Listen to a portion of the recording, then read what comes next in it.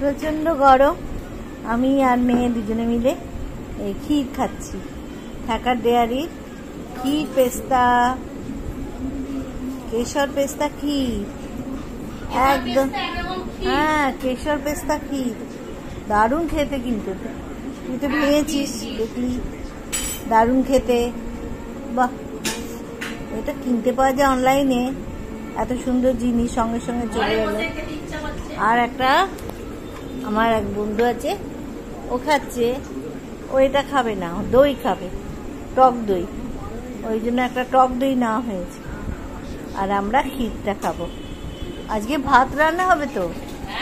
হ্যাঁ একদম বাবা। আর কালকে ভাত রেখে দিবি, পান্তা ভাত খাবো একদম। বড় করে আলু সেদ্ধ বানাও, ব্যাস তাই দিয়ে পেঁয়াজ লঙ্কা দিয়ে খেয়ে নেবো। এখনো তাই খাবো, ভাতে ভাত করো তাই খাবো।